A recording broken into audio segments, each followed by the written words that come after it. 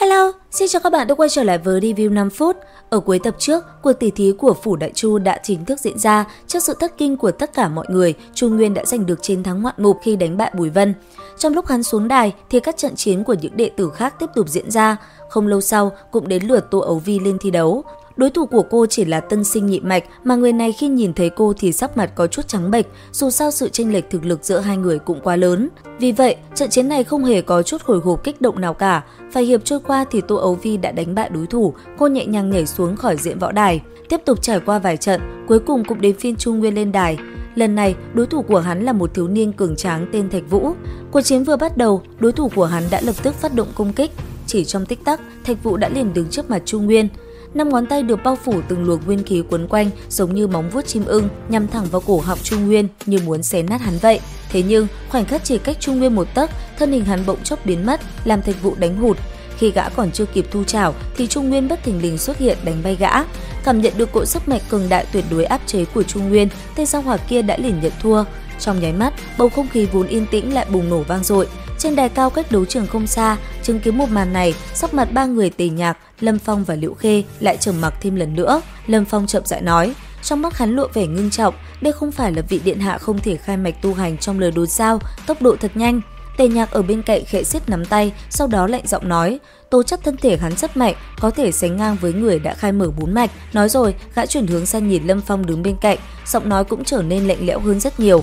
Hiện tại, người mở 3 mạch không phải là đối thủ của hắn, xem ra ta chỉ có thể trông cậy vào ngươi.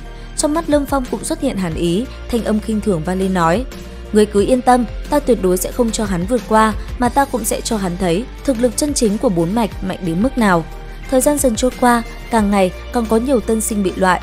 Bất quá, những học viên còn sót lại thì càng lúc càng tinh nhuệ, những trận chiến diễn ra tiếp theo cũng càng phấn khích hơn.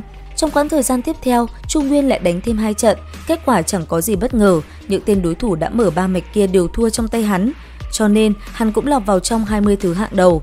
Thế nhưng khi thanh âm trọng tài vang lên, Chu Nguyên đấu Lâm Phong thì ánh mắt Chu Nguyên chợt lạnh nhìn lên đài cao.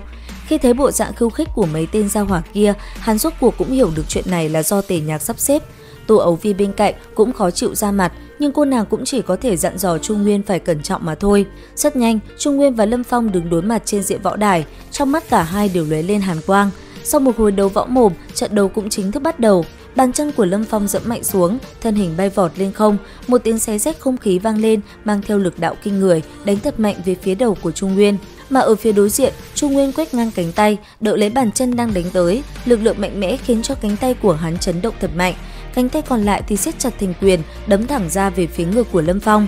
Trên diện võ đài, gió lốc quét ngang cuốn theo bụi bặm, thân thể của Chu Nguyên và Lâm Phong đều chấn động, liên tục lùi về sau. Chỉ hơn 10 giây ngắn ngủi mà hai người bọn họ đã giao thủ hơn 10 hiệp với tốc độ cực nhanh, mỗi chiêu đều cực kỳ sắc bén, người bên ngoài đứng xem đều cảm thấy kinh tâm động phách.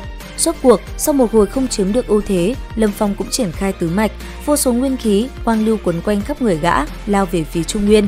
Kình phong sắc bén đập vào mặt cũng khiến cho trong lòng Chu Nguyên khẽ rung lên, hắn không chậm trễ lập tức hai nhị mạch mới có thể miễn cưỡng chống đỡ một đòn kia. Khi công kích tiếp theo của Lâm Phong đánh tới, mọi người đều cho rằng lần này Chu Nguyên sẽ bị xuống đài, thì hắn đột nhiên há to miệng, một tiếng hổ gầm đinh tai nhức óc vang lên, tạo thành sóng âm cuốn phăng mọi thứ. Đây chính là nguyên văn nhất phẩm Hổ Khiếu Văn. Lâm Phong đứng mũi chịu sào, lập tức bị tiếng hổ gầm khiến cho cả người choáng váng. Cũng chính tại lúc này, Chu Nguyên tiếp cận Lâm Phong đánh ra một kích, Long Bi Thủ Toái Sơn, khiến cho vầng sáng màu đen bao vây quanh người tên gia hỏa kia vỡ tan. Lâm Phong kinh hãi hô lên, tan nhật, nhưng Chu Nguyên không đợi hắn nói xong một tiếng thua kia, đã đánh ra một quyền ẩn chứa toàn bộ lực lượng nện thẳng lên lồng ngực của Lâm Phong, khiến gã hôn mê ngay tại chỗ. Trên đài cao, nụ cười trên gương mặt của Tề Nhạc và Liễu Khê cũng cứng ngắc. Đến đây thì cũng hết tập 4 Nguyên Tôn 3D. Xin chào và hẹn gặp lại các bạn ở những video tiếp theo.